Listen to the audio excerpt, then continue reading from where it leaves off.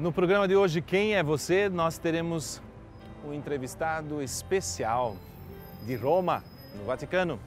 Ele é o diretor da seção brasileira da Rádio Vaticano. Também trabalha na Embaixada do Brasil, junto ao governo italiano, e é professor universitário. A voz dele é muito conhecida no Brasil, mas nem todos conhecem a sua face. Hoje nós vamos conhecer. Ele está chegando aí, ó, está na praça. Vamos ao seu encontro? Silvanei. Como é que você está? Bem-vindo. Muito obrigado.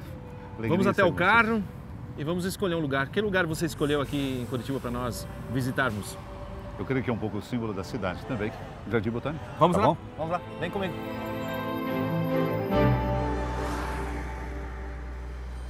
O erro do outro não te justifica. Suas escolhas definem você. Na sua história a fé testifica. Quem é você? Quem é você? Então, Silvanei José, já estamos no carro. Que bom que você está aqui conosco. E a primeira pergunta é aquela, queima-roupa, e é o tema do nosso programa. Silvanei, quem é você? Eu sou alguém que nasceu, pelo menos, segundo os meus documentos, 52 anos atrás, num 30 de maio, 5h30 da manhã, temperatura 4 graus centígrados. Olha só. Vi o mundo numa manhã fria de maio, mês de Maria, no final do mês de Maria, para alegria, eu creio, da minha mãe e do meu pai. Com certeza. Né? E o primeiro agido foi realmente um choro que meu pai e minha mãe, né, depois descobriram que era um choro que trazia vida. Né? O choro da criança é uma comunicação, a primeira comunicação, como toda criança, né? O primeiro vagido, a primeira externação, dizendo eu cheguei. Né? O choro é isso. E eu creio que quando a gente vê as crianças chorarem, que é a necessidade de alguma coisa, naquele momento eu creio que estava dizendo, estou chegando, tenho necessidade da minha mãe e do meu pai. Você é o primeiro filho?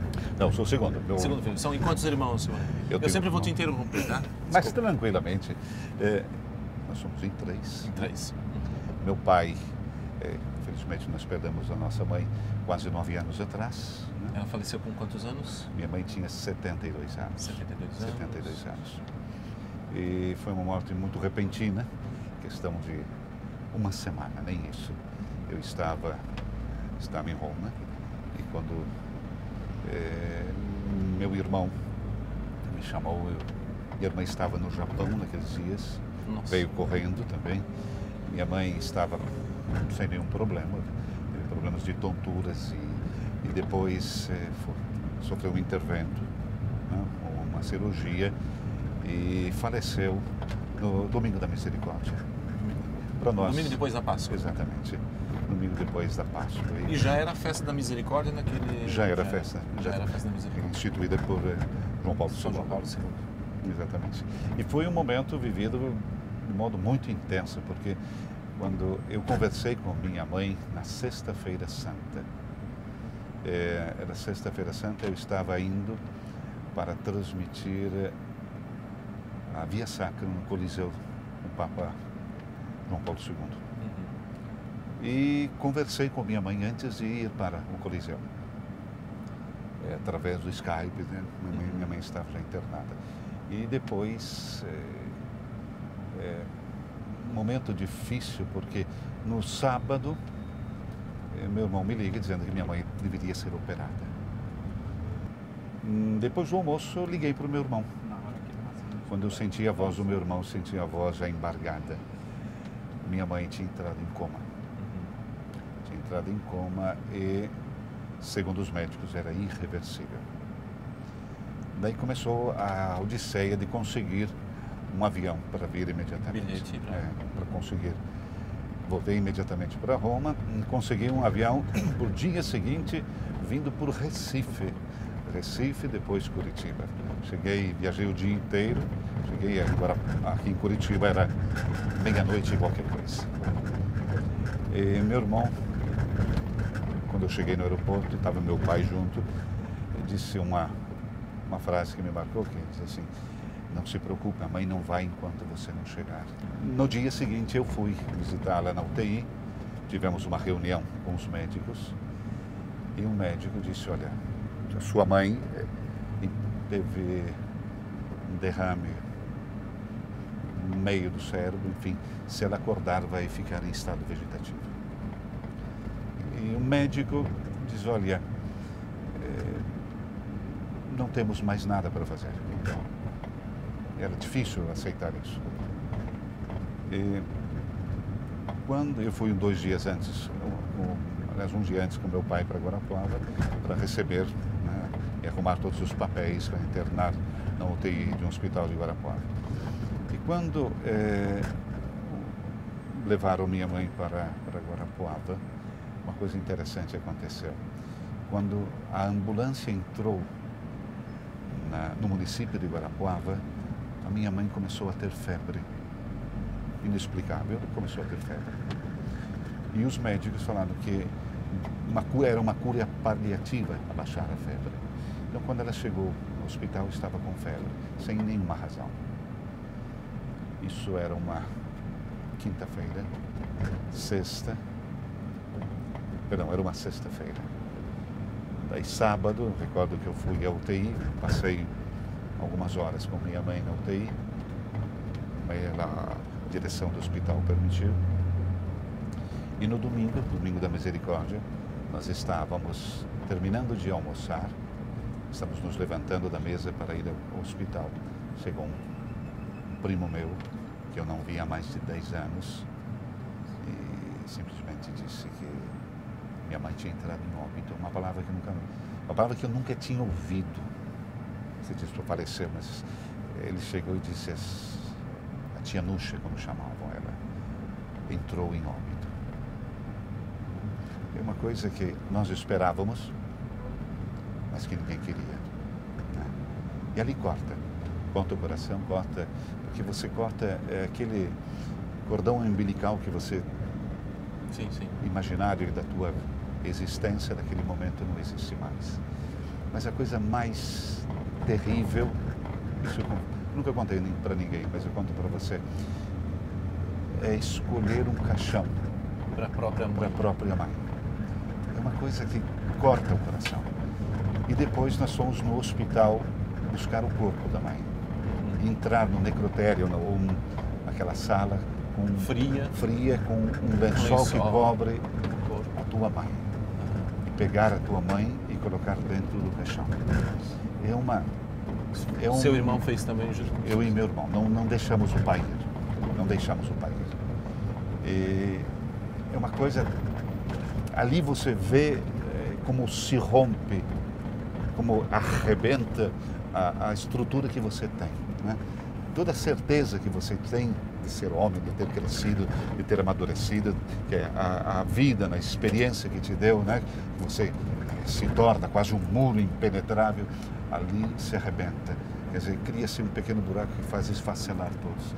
A mãe que tanto levou no colo, que cuidou. É porque passa a tua vida, a vida inteira passa naquele segundo, naquele momento em que você vê a sua mãe, né, que não pode mais abrir os olhos, não pode responder mais ao carinho, não pode mais dar aquele calor, aquele afeto, aquelas palavras de compreensão que ela sempre nos dava. Né? Minha mãe sempre foi um ponto de referência. Então, a mãe é esse ponto de equilíbrio, né? Absolutamente. E foi alguém que se preocupou com a família, mas com a família, eu digo uma família inteira, não só a nossa, eu, meu irmão, minha irmã, meu pai, mas era a família como um todo. Né? Os vizinhos eram família. Mas, Silvonei, não seria pior se você ficasse em Roma e ficasse somente sabendo de tudo? Essa percepção de poder viver o drama da morte. Eu creio que é importante a gente entender um pouquinho o que significa a morte. E você só aceita, Anísio, você só aceita a morte porque acredita na ressurreição. Porque você acredita em alguma coisa. Porque você tem fé. E foi num domingo de ressurreição, né? Da misericórdia, da ressurreição e no dia do Senhor. Então, aquilo me enche até hoje. Eu não tenho a minha tristeza de não conversar com minha mãe. Minha mãe era um ponto de referência para toda a família, como eu falei para você. A gente conversava, dialogava. Ela era a senhora dos conselhos, entende? A mãe era uma pessoa muito forte nesse aspecto. Mas desde a partida dela, eu a sinto do meu lado sempre. Não tem dia que eu não converse com ela, eu não rezo por ela, né? Eu rezo sempre por ela. Rezo para que Nossa Senhora, ela amava muito Nossa Senhora, né? Abrace ela com aquele abraço que eu gostaria de dar à minha mãe e vice-versa, né? Então, é uma coisa que me marcou. A partida da minha mãe me ensinou uma coisa, de modo, eu diria, um pouco trágica, né? Nós somos um muro que basta tirar uma pequena pedra. Você se sentiu uma pessoa diferente, já que o programa é Quem é Você, antes e depois da passagem dessa vida da sua mãe? Você voltou para Roma diferente depois da morte da sua mãe? Eu me senti meio órfão. Não órfão inteiro, porque tem meu pai, mas me senti meio órfão. E ali a diferença está de que é impensável que alguém passe pela experiência da morte de alguém tão próximo e não saia marcado. Não tem como. É uma marca que você leva, indelével, mas que você carrega. É como uma pequena pedra que você colocou ali, e essa pedra você carrega e às vezes machuca. Né? Machuca porque é a recordação que traz aquela necessidade que você teria de conversar com a pessoa. Então, a morte, o drama da morte, eu digo drama, São Francisco dizia irmã morte, mas eu coloco irmã morte que nos causa um drama. É um drama pessoal que depois pode se transformar em esperança e fé. Depende como que a gente aceita. Você falou da sua dor, da perda da mãe, mas ela deve ter sofrido também, e eu acredito que não pouco, com a sua saída tão repentina da cidade. Você deixou os seus pais com quantos anos, seu Vonei? Conta pra gente. Não fugiu de casa, né? Não fugiu de casa. Certa vez, na minha paróquia teve... Em Guarapuava? Em Guarapuava, sempre. Na paróquia Santa Terezinha, teve as missões populares. Eram os redentoristas? Pelos redentoristas, exatamente. A minha paróquia é verbita, mas foram os redentoristas que fizeram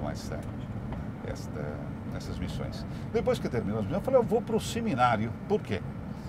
Não tinha muita ideia de ser missionário, não. Mas ali me contaram que se jogava bola todo dia. E eu adorava jogar bola. Adorava. Minha mãe não deixava porque eu era muito pequeno, criança. Eu entrei na escola muito cedo e com 12 anos eu já estava na 8ª série. Então, os meus companheiros tinham quase todos 16 anos. Então, tinha uma diferença de idade um pouco. E eu vou escrever para o seminário. Um belo dia aparece o reitor do seminário lá em casa, em Ponta Grossa, era o seminário do Vermelho. Aparece, eu gostaria de falar com o Silvonei José. Sou eu. Você? Minha mãe não estava em casa. Minha mãe chegou e falou, olha, seu filho escreveu uma carta querendo vir para o seminário. Para o seminário. Moral da história, para não deixar sozinho no seminário, meu irmão também foi. Os dois juntos? Os dois juntos. Mas você que colocou na cabeça dele ou ele também já estava... Não, mas ele queria, nós éramos muito ligados e somos ainda muito ligados. E acabei, ele veio um primo meu junto e fiquei 4 anos, até a filosofia. E o seu irmão? 3 anos até a filosofia, daí ele saiu antes? Ele saiu antes e eu fiquei mais 1 ano ainda. Eu voltei para Guarapuava, essa foi a primeira, voltar para casa, né? Fiz a faculdade na FAFIG, então FAFIG lá em Guarapuava. Que curso? Ciências Contábeis. Você é contador? Eu sou contador. Veja só. A primeira laura foi de contabilidade. Contabilidade. Que nunca exerci. E daí, que curiosidade, hein? O padre Jorge Pirque, que era um verbita e diretor da Rádio Cultura de Guarapuava, foi em casa me convidar para trabalhar no jornalismo. Eu escrevia, diz ele, muito bem. Eu falei, por que não?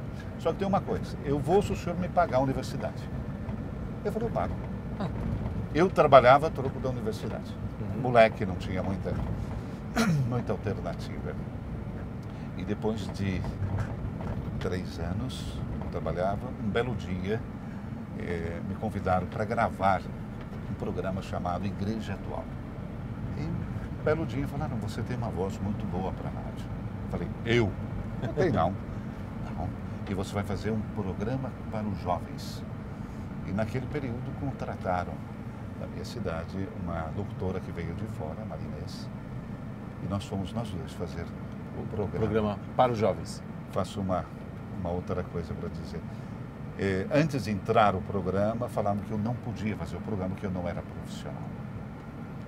Resolvi naquele dia pedir a minha demissão, estava escrevendo a minha carta de demissão, quando então a Marinês entrou. O que você está falando? O que você está fazendo? Minha carta de demissão. Mas como demissão? Não, diz que eu não sou profissional, eu vou mudar de emprego, não tem nada. Graças a ela, hoje estou no rádio ainda, porque ela entrou na direção e disse, aí, nós fizemos o programa piloto, gastamos tempo e agora o programa não vai ao ar. E a pergunta fatal é, quem manda na rádio? É o senhor, o senhor, o senhor? Moral da história. E aí continua. O programa entrou. Nós estamos terminando o primeiro bloco e vamos para o segundo bloco, mas eu quero saber qual foi a reação da mãe do Silvonei, porque ele realmente fugiu de Guarapuava. Trabalhou na Rádio Aparecida, foi para o Rio de Janeiro, depois Pato Branco, até chegar no Vaticano. A gente tem muita história para contar e para conhecer também a vida do Silvonei. Quem é você? Quem é você? Quem é você?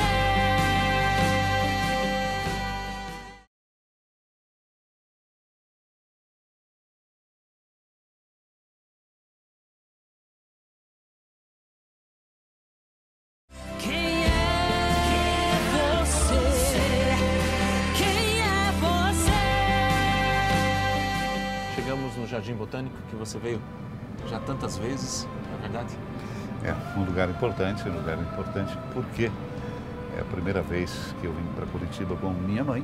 Nós vamos no Jardim Com a Botânico. sua mãe. A mãe e o pai. Lembra o ano? Nossa Senhora, minha irmã era pequenininha, muito tempo atrás.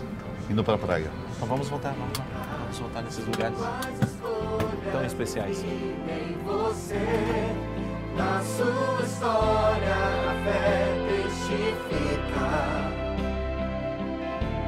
Quem é você?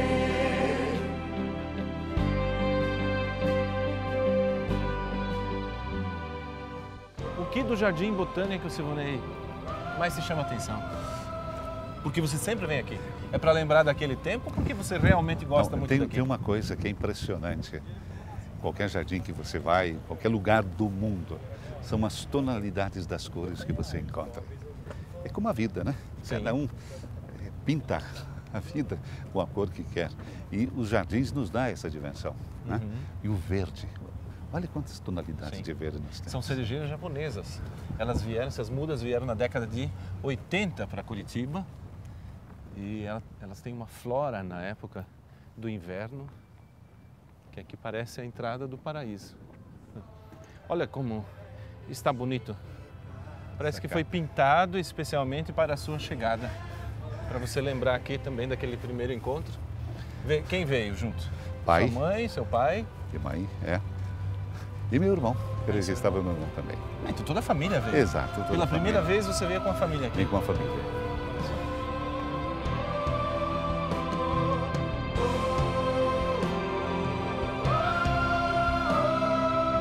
Silvonei, eu tinha perguntado lá no carro já. Você falou da tristeza, da perda da mãe, de toda a tristeza de preparar tudo inclusive para o velório. Mas depois nós voltamos um pouco na sua história. Você também provavelmente deve ter causado algumas tristezas na vida dela. E uma grande talvez tenha sido a sua saída de casa, né? Porque a mãe sempre quer ter o filho por perto, não é verdade? Você foi para o seminário. Voltei depois, Voltou. né? Voltei, mas depois, com 19 anos, eu recebi um convite da Rádio Aparecida. Você ficou quantos anos em casa ainda? 16 a 19? Não, De foi? 16 a 19 anos. 3 anos. Exato, quase 4. Eu tinha 19 anos e foi quando eu saí, vamos dizer assim, definitivamente da minha casa. Tristeza de novo em casa. Minha mãe, eu recordo hoje ainda, tendo na memória presente, à noite que eu saí de casa porque levaram-me na estação rodoviária. Quando chegamos na estação rodoviária, os meus amigos do grupo de jovens da minha paróquia, tinham mais de 100 pessoas que estavam cantando, enfim, né, desejando boa viagem. Mas eu sempre disse, mas eu volto, né? Mas minha mãe já tinha entendido, eu creio, que não voltaria mais. Por quê? Numa Semana Santa eu gravei a Via Sacra para a minha paróquia, com música, enfim, era uma coisa muito especial para aquela semana. Depois do final da Via Sacra, minha mãe chegou toda surpresa, né, perto, e disse uma coisa que me gravou no coração, que eu gravei. Uma senhora me chegou perto e disse que, com um tom muito, né, alegre, mas forte, disse: a senhora não se preocupe, mas o seu filho vai para muito longe. Minha mãe chegou em casa e me disse isso, mas você vai embora? Eu falei, não, mãe, não vou embora não. Eu falei, por quê? Porque uma senhora veio me confidenciar que você vai embora e vai para muito longe. Eu falei, não, mãe, não vou para lugar nenhum. Fique tranquilo. Absolutamente. Isso foi no período da Páscoa. Eu, em agosto, fui embora para Aparecida. Né? Que era muito longe na época. Naquela época, era muito longe. tantas horas de ônibus. Né? E depois, quando eu voltei, depois fui para o Rio de Janeiro, voltei para Pato Branco, e quando eu comuniquei a ela que eu iria para Roma, ali foi difícil. Aí ela lembrou de novo daquela senhora. Ela falou, mas Ela quase tinha dizendo razão. que Aparecida não era isso, o Rio de Janeiro não era Longe. longe. E daí eu fui, mas fui por 6 meses. Eu saí da Rádio Aparecida porque eu fui para Angra dos Reis. Uau. Fui trabalhar em Angra dos Reis, tive uma proposta muito interessante naquele período, economicamente falando, mas era mais interessante pela possibilidade que me dava de estudar. Eu fui estudar jornalismo. Legal. Eu era formado em ciências contábeis, tinha feito vários cursos de rádio, né? Mas não tinha feito. E comecei a fazer jornalismo, né? E me dava então essa possibilidade, morando em Angra dos Reis, ir até Campo Grande, né, antes do Rio de Janeiro, e uma universidade que eu frequentei ali. E lá ficou quanto tempo? 1 ano e pouco. Só? Por quê? Mas nesse período, que é muito interessante, eu trabalhava, eu fui fazer vários áudios naquele tempo para Cinta TV Manchete, depois trabalhava para estaleiros de navios da Verome, que é um belíssimo estaleiro, não sei se existe ainda, né? Construção de navios. E um belo dia, Frei Nelson Rabelo, de Pato Branco. Falei, Frei Nelson, se o senhor não queria isso, não queria, porque nem sabia onde era Pato Branco. Se o senhor me paga o que eu ganho aqui, eu vou. Mas como ganhava... Sem nenhum acréscimo. Sem nenhum acréscimo. Mas como era economicamente vantajoso aquilo que eu ganhava no Rio de Janeiro, pensei que realmente ele não ia pagar. Eu falei, eu ligo às 5 horas da tarde que eu vou fazer uma reunião aqui. Eu falei, tá bem. Falei, isso é um proforma para dizer que não vai ligar. 5 em ponto, Frei Nelson me liga. Olha, você pode também fazer o FM? Eu falei, trabalhando não é um problema, pode vir. Deixei Angra dos Reis por Pato Branco. Por Pato Branco. Isso eu já disse uma vez em Pato Branco, numa festa, quando eu saí de Pato Branco. Eu tive uma noite de depressão na minha vida. Foi quando eu cheguei em Pato Branco. Mas só uma noite? Uma noite. Porque eu cheguei em Pato Branco numa tarde de sábado, chovia cântaros, muito realmente. Eu abri a janela do hotel onde eu estava, nem cachorro molhado na rua tinha. Falei, meu Deus do céu, o que eu fiz da minha vida? Em Angra dos Reis, eu abri a janela, eu tinha o mar. Tinha o mar. Falei, bom, amanhã, se tiver qualquer coisa, eu não arrumo a mala e volto. Mas eu fui tão bem recebido. Eu vivi quase 3 anos em Pato Branco e parece que a minha vida inteira foi quase em Pato Branco. Tenho excelentes amigos, uma cidade fantástica, um povo fantástico, trabalhador. E muitos pensam que eu nasci em Pato Branco. Eu não nasci em Pato Branco. Tenho um universo de amigos, não tem pessoas de Pato Branco que não vão a Roma, que não me ligam. E foi em Pato Branco que surgiu a oportunidade de fazer um estágio na Rádio Vaticano? Não. Como que apareceu? Eu simplesmente, naquele período, eu tinha me tornado sócio de uma emissora de rádio, trabalhava na televisão, um jornal, né? Era o presidente do Clube de Imprensa do Sudoeste do Paraná. e resolvi fazer um curso de marketing político. Voltei e encontrei nesse meio tempo Padre Romualdo Pelaquim, que foi que me levou para Aparecida. Ele estava fazendo um curso de cinema. Padre Pelaquim é uma pessoa muito ativa, escreve música, tem muitas músicas, né? Filmes, enfim. Além de ser um caríssimo amigo. Todos dizem que ele é o inventor de Silvonei José. Olha. Brinco os meus amigos brincam com ele. Mentor. Mentor de tudo. E voltando para o Brasil, recebo um telefonema, poucas semanas depois, do Padre Romualdo Pelaquim, dizendo: olha, eu estou assumindo a Rádio Vaticano, você não quer vir trabalhar comigo? Ele já conhecia o seu trabalho. Conheci meu trabalho. Daí eu falei: olha, eu tinha muitos planos no Brasil. Por 6 meses eu aceito. Porque a ideia era fazer um outro curso, né, e pensar. E avisou a mãe? Avisei a mãe que eu ia voltar por 6 meses. Mas minha mãe sabia que não ia ser por 6 meses. Eu digo isso porque eu recordo que ela colocou a minha bombacha dentro da minha... Eu tinha bombacha. O centro de tradição gaúcha era muito, muito presente na minha vida. Minha bota de baile, eu tenho até hoje. A bota de baile. A guaiaca. Falei, por que será que a minha mãe colocou? Quer dizer, 6 vai meses. levar alguma coisa. E o que acontece? Naquele período, fui em 89, 90, o que acontece? Copa do Mundo. O pessoal do Sudoeste do Paraná montaram, junto com a rádio, que eu sou sócio lá em Pato Branco, um pool de emissoras para transmitir. Foi a Argentina que venceu? Foi a Argentina? 90? Não, foi... 90? 90 foi a Alemanha, né? Alemanha? Foi a Alemanha. Isso é a Alemanha. O que acontece? Acontece que montamos um esquema, transmitimos o campeonato do mundo de futebol, a Copa do Mundo, e quando eu voltei das minhas férias, desses 6 meses, a Rádio Vaticano me ofereceu um contrato por tempo indeterminado. Um contrato por tempo indeterminado. Falei, tá bom. Passaram-se 3 ou 4 semanas, o Padre Quarchetti, que era o diretor de programa da Rádio Vaticano, me chama e diz: olha, nós temos aqui um contrato de rolo para você. Contrato de rolo significa estabilidade, né? Que você é um funcionário estável do Vaticano. Cheguei na minha redação, onde eu trabalho, eu perguntei o que significa contrato de rolo. Todo mundo se espantou. Por quê? Falei, me ofereceram um contrato de rolo, mas eu não sei o que significa. Todos ficaram admirados, porque um contrato de rolo se oferecia depois de anos de trabalho e não de meses. E a única pergunta que eu fiz: mas se eu quiser ir embora, eu posso ir? Eu tenho minha mãe, meu pai, né? Eu falei, não, absolutamente. 6 meses se tornaram quase 27 anos. 27 anos. 3 papas. São João Paulo II, Papa Emérito Bento XVI e agora o Papa Francisco.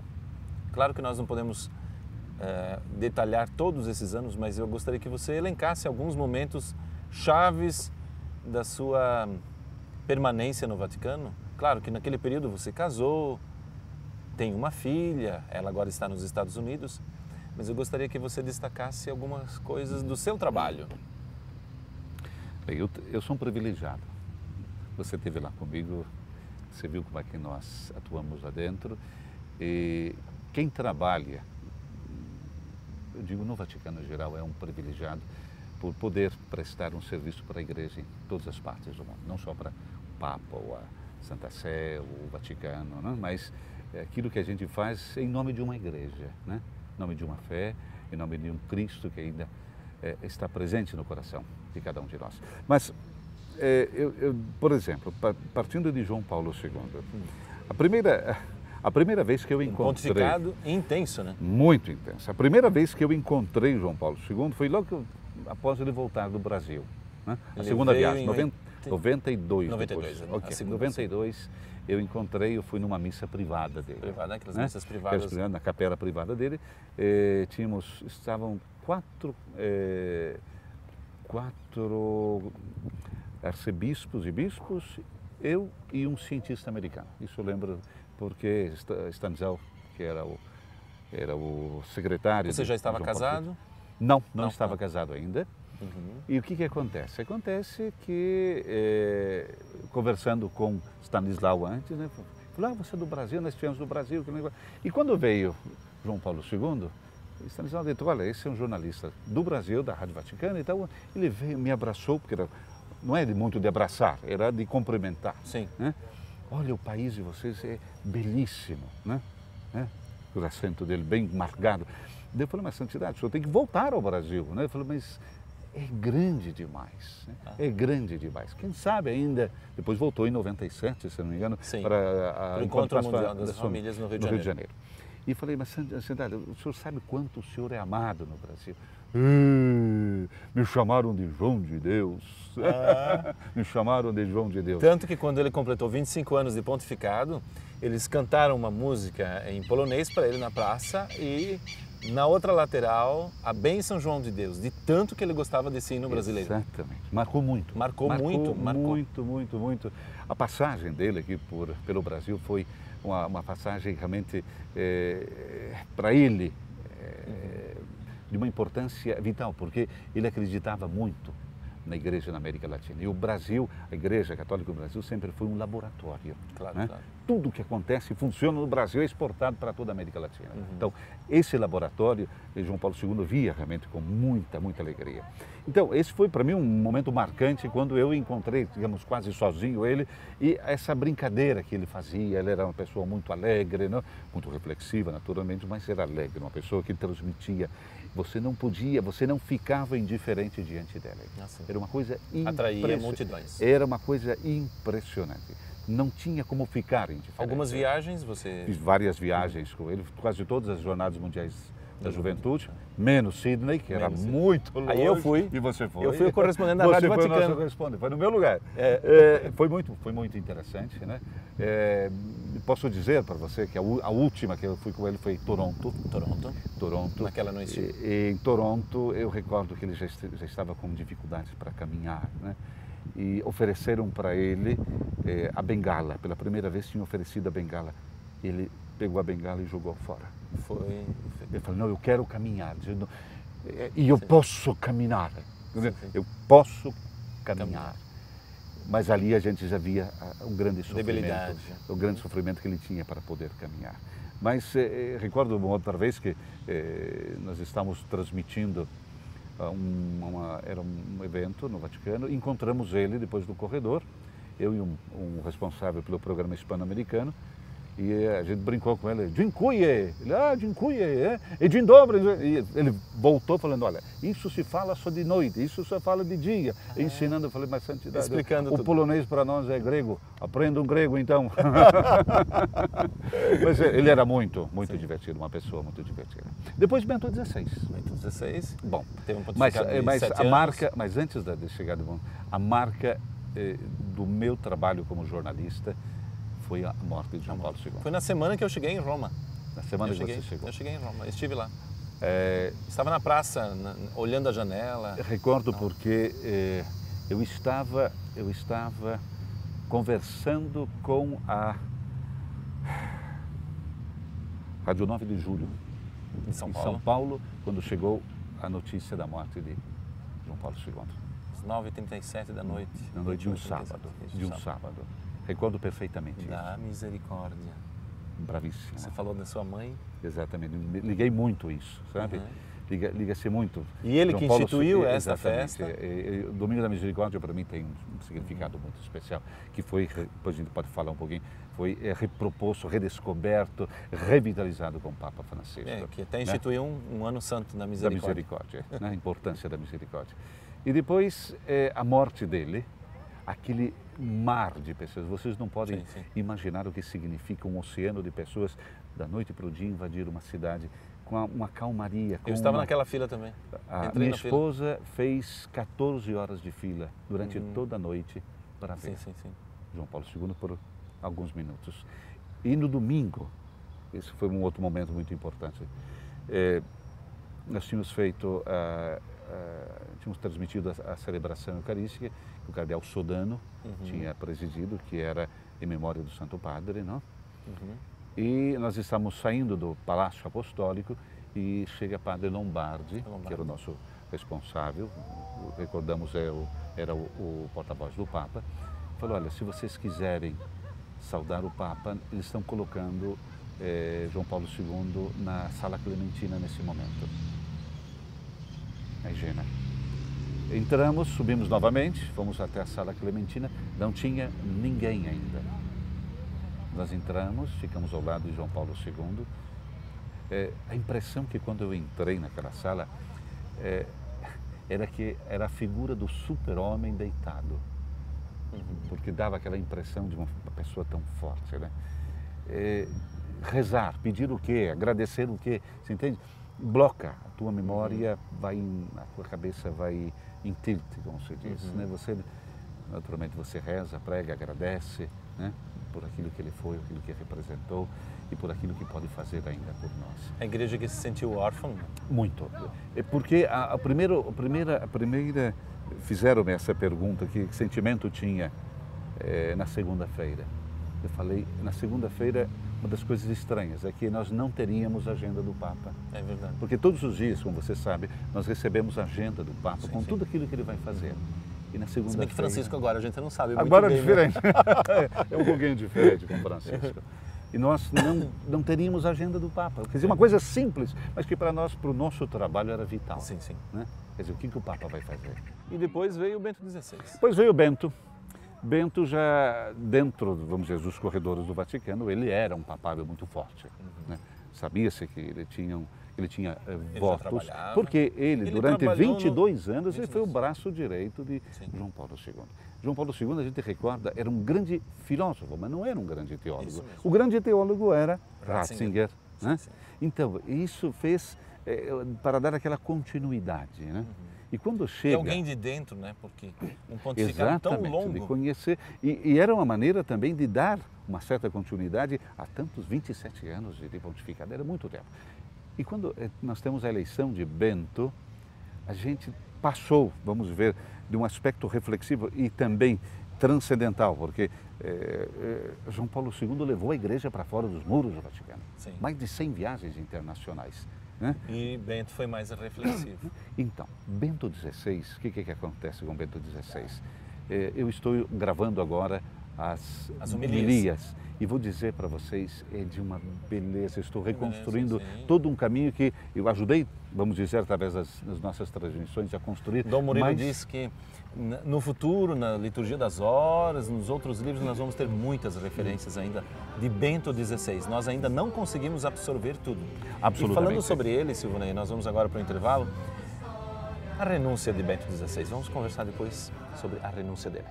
Quem é você? Quem é você?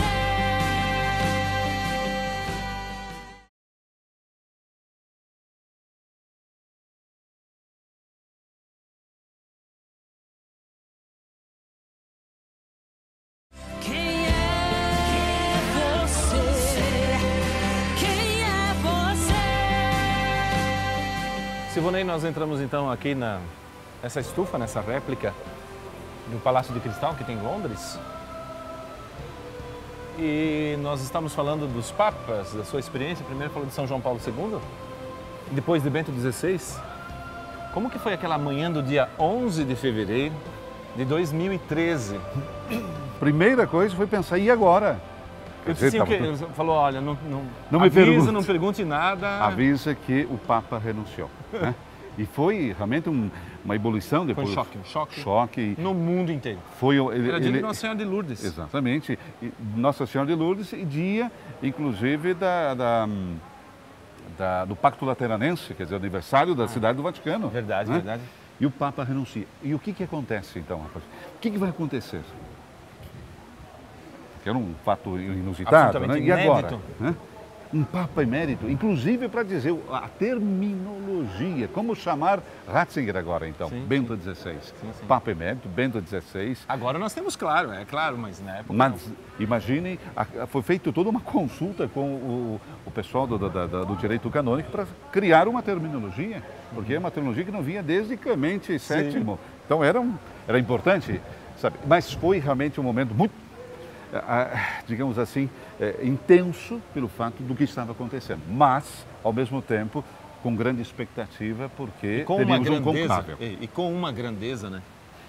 O que ele fez, o que Bento XVI fez é algo inusitado. Demonstrou a um mundo que significa não ser apegado às coisas. Impressionante. Né? Porque todo mundo diz, E ele estaria... nós temos os nossos Seria o nosso políticos Papa que são até hoje. apegados. Sim. Então, um homem, vemos até hoje, tem um pouco de dificuldades para caminhar, mas lúcido, é uma pessoa que ainda se comunica. Poderia né? continuar com... Absolutamente. Mas ele viu que a igreja naquele momento necessitava de algo mais, né?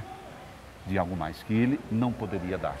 Essa foi, então, a grande generosidade. Nós poderíamos de Bento dizer que XVI. foi Bento XVI que deu o Papa Francisco. Não tem a menor dúvida. Nos trouxe, quer dizer, levou a América Latina para dentro. Porque Bento XVI continuaria agora Papa e o cardeal Bergoglio não entraria no conclave Não depois entraria. dos 80 anos. Não entraria, absolutamente. Né? Fez 80 anos agora. Então, só para vocês terem uma ideia do que significou a renúncia, né? O momento em que ele diz, no dia 28 de fevereiro, não sou mais Papa, sede vacante. Vacante. E prometeu obediência já ao próximo Papa. E já disse, será o meu próximo Papa. Né? E o furacão Será também. Francisco? Quando chega Francisco, recordem-se. Estava na praça. Estava na praça. Choveu a tarde inteira. Muito. Apareceu uma gaivota Uma lá, gaivota que pousou, e alguém já disse isso, é um sinal muito interessante, né? sim. Uma gaivota que pousa sobre a a chaminé chaminé da Capela Sistina. Quando anuncia ao mundo a fumaça branca que nós temos um Papa, parou de chover. Não chovia mais. Sim. Né? Não chovia mais. E posso dizer... Fiquei 4 horas esperando lá. 4 horas esperando. Mas teve gente que ia todo santo dia, manhã e tarde, né? Eu também. Você também. E aquilo fez com que, quando chamaram, dizendo que era Bergoglio, Que é isso?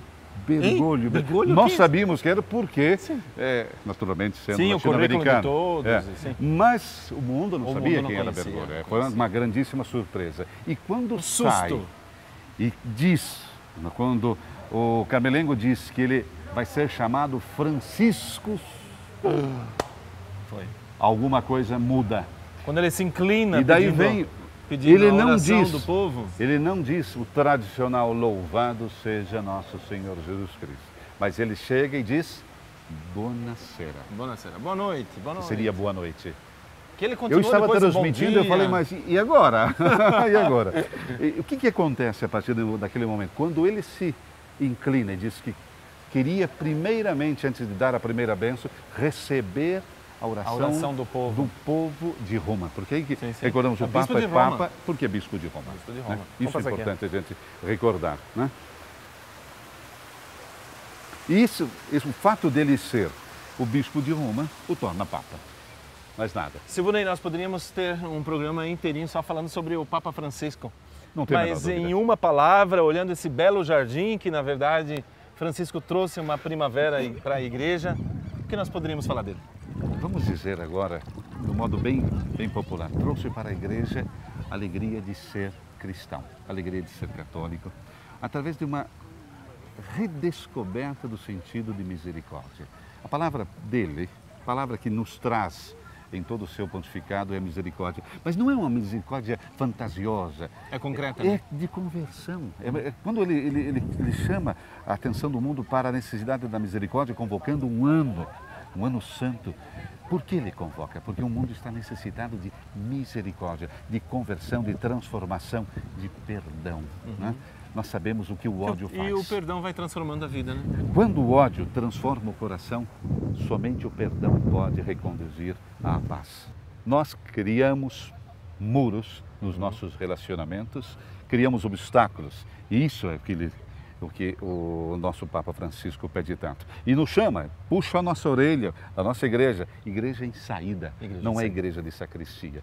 Isso Ir mesmo. As portas ao abertas encontro não dos para outros. receber, mas para sair mesmo. Absolutamente. Eu creio que esse é um ensinamento muito forte que está sacudindo a consciência também dos nossos pastores. Silvonei, muito obrigado. Nós vamos encerrando aos poucos o nosso programa. Encerramos a nossa conversa aqui nesse belo jardim. Muito obrigado pelo serviço que você presta à igreja, mas muito mais por aquilo que você é. Sua história é muito bonita. Hoje a gente conheceu um pouco quem é você. Agradeço. E você faz parte da minha história, portanto, O que esse homem que está aqui fala e conta para vocês todas as semanas faz parte da minha existência, não só como sacerdote, mas como um querido amigo meu e de minha família. Muito obrigado. Que Deus te proteja. Amém. Não acredito nisso, não é verdade. Pode acreditar.